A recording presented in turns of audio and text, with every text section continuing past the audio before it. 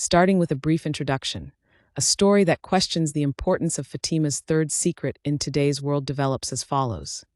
Centuries ago, a saintly being miraculously encountered by 3 children in a village in Portugal, who gave some secrets about the future of the world. The most mysterious of these secrets was Fatima's third secret. Over time, this secret has inspired many people, but its true meaning has been lost for a very long time. Today, the world was in chaos. Religious persecution, environmental destruction, and social conflicts were increasing every day. People did not know where to turn. Their faith was shaken. They were retreating into despair. Our main character, Elif, was a young activist. With the protests he organized frequently, he defended religious freedoms, raised his voice for environmental justice, and worked to ensure social peace. But each time, the obstacles he faced shook his faith. One day, he found a book about Fatima's secrets in the library. As he turned the pages of the book, when he saw the old photos and narrations in it, his eyes began to shine. Something moved inside you. He felt that the past and the future had decoupled into one. In one of Fatima's visions, a world full of civil wars and religious conflicts was depicted. This vision depicted a future in which people were hostile to each other, and their beliefs caused discrimination. Elif compared these images with the current landscape. For example, a group of people in the city where he lived decamped and came together around a common goal, even though they came from different faiths. They joined hands with Muslim, Christian, and Jewish friends they had never known before, defending religious freedoms and starting a social movement in love and solidarity. Elif and her friends used to get together every week and organize an event where people from different religions and cultures participated. December. These events brought people together and offered an opportunity to celebrate differences. December. During the celebrations, the pessimistic landscapes in Fatima's vision had begun to give way to a more hopeful perspective. People were trying to understand each other better, trying to overcome prejudices. One day, the group led by Elif decided to organize a big event in the city square. Everyone who participated in the event had fun with traditional music of different religions and danced. Elif took the stage and told about the modern-day counterparts of Fatima's visions. We may all have different beliefs, but if we imagine a world based on love and respect, we should see these differences as riches, he said. The crowd supported him with applause. A group, encouraged after hearing Elif's message, started organizing an awareness campaign about environmental issues. People from various faiths came together and started to develop projects aimed at decontaminating the environment, planting trees, and protecting nature. While Elif participated in these projects, she also did not neglect to be in solidarity with the people who were subjected to religious persecution in the city. Every step forward kindled a fire of hope in Elif. He thought that the essence of Fatima's third secret was the message that all people can come together and stand in solidarity. December. But he still had difficulties to contend with. Some radical groups were continuing to spread hate speech against people of different beliefs. Elif and her friends should have been careful about such situations and convinced them to get more people involved. One day, Elif received a phone call. An activist from abroad was due to decamp to the city to meet with them. This activist had a large following on social media and had the potential to bring the message to a wider audience. Elif thought that his participation would be very important, but this activist had some doubts that he would support persecuted people. Still, he should have taken the risk. When the day of the event came, the crowd had filled the square. Songs were being sung in different languages. People had hopeful smiles on their faces. When Elif came on stage, the enthusiasm of the crowd made her feel like she was drunk. Then the activist from abroad came on the stage. But when his speech began, there was an atmosphere filled with sadness and anxiety. Brothers and sisters, our world is in great danger. It is unacceptable for people to be persecuted for religious and ethnic reasons. At that moment, Elif revived Fatima's third secret in her mind.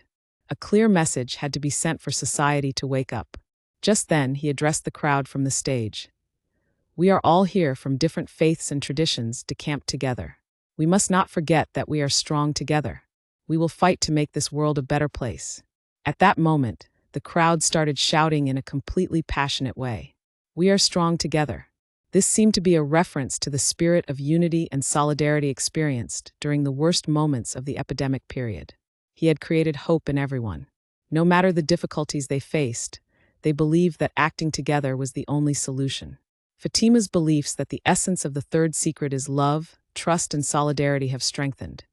Now Elif was sure that she was a part of this social awakening that she experienced every time she woke up on a new day. The world needed change, and they were determined to take the necessary steps for this change. Fatima's secrets had begun to offer a glimmer of hope to people who seemed lost in today's chaos. And this light would shine like a fire in the darkness. The story began in the silence of a dark night. The moon, as high as it could be, was hidden behind murky clouds. Kale was a young girl who continued her struggle for survival. His faith in their cause was pushing him to walk through the dark streets. People were fluttering around. They were being persecuted because of their beliefs. They were facing the cruel face of life. Kale, among the decayed deconstructions and crushed souls of their village, was filled with the will to seek freedom. One day, a shout went up in the village square that carried the spirit of the days when it was gathered. The crowd had come together to express their decrees. However, this did nothing but attract the attention of the authorities. Like a strong wind, the darkness of persecution began to fall on them. Kale had lost himself in the middle of the crowd. People were making noise to defend their lives, looking for hope in their eyes. But Kale's eyes were looking for something different from them. He was hearing not only a symbol of resistance, but also a spirit confronting the war inside him.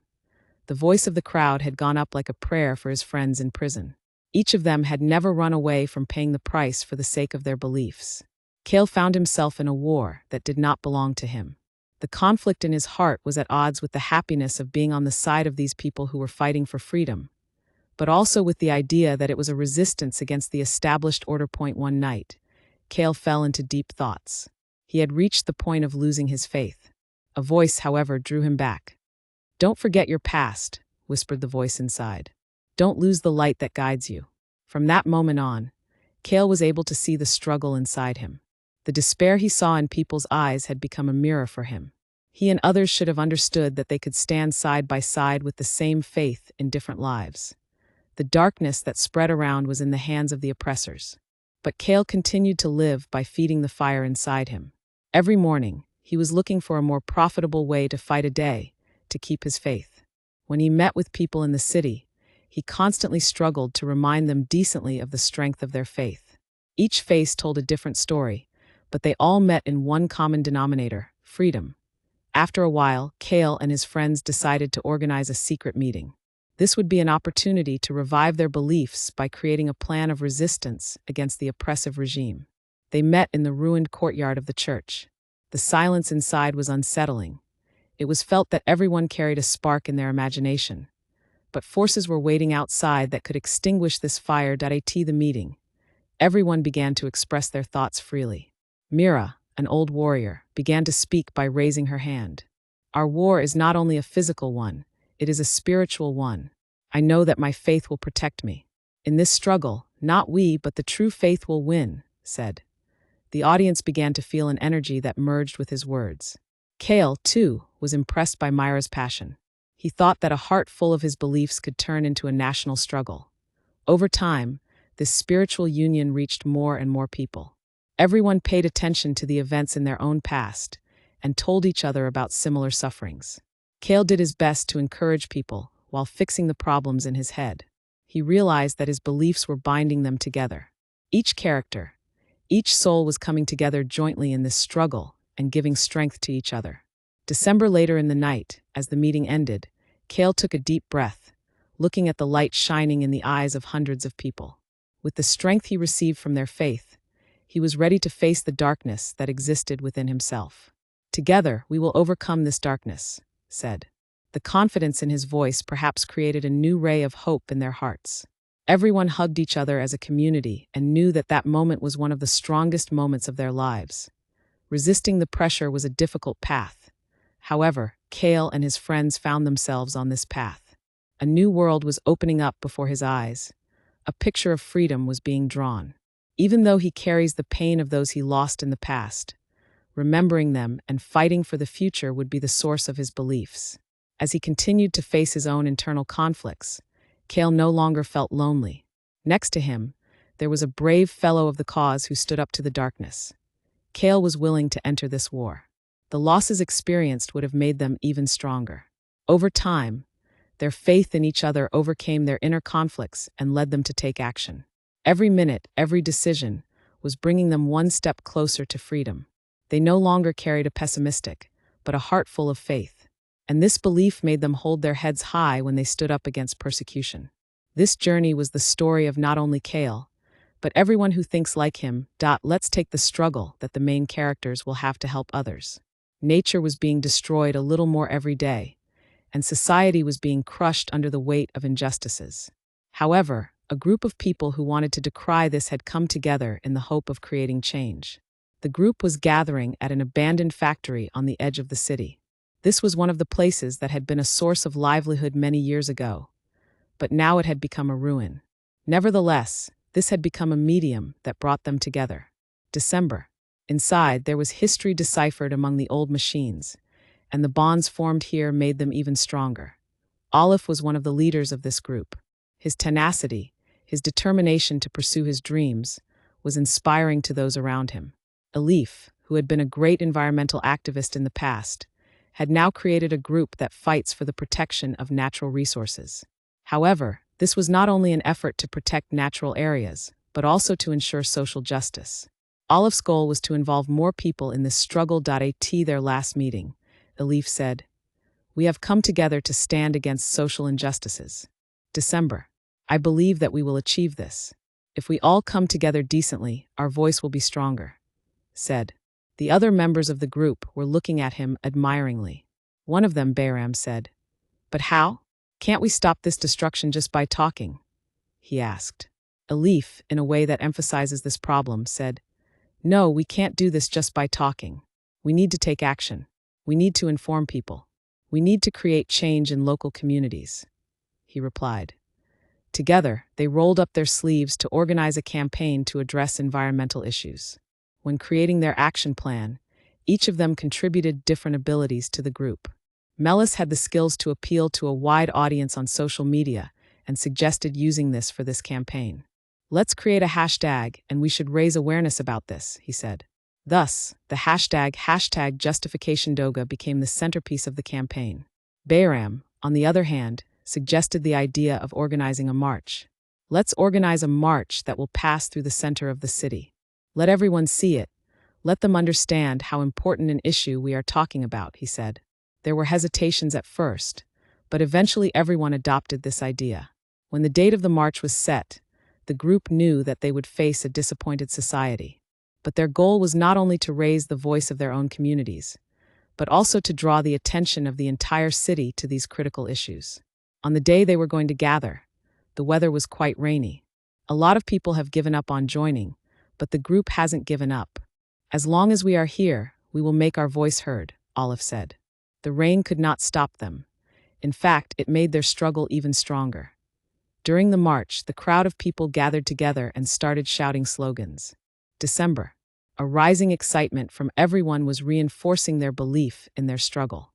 Banners with the themes of protecting nature, providing justice went up. The voice of people echoed in the side streets. When the march was over, some local journalists came here to draw attention to the action. This increased the sensitivity of the media and allowed the campaign to reach a wider audience. A week later, Elif and the band members met. They found out that they made a big impact on social media. A lot of people started talking about this issue. Some officials from the relevant ministry had taken the issue on their own agenda with the effect of this movement.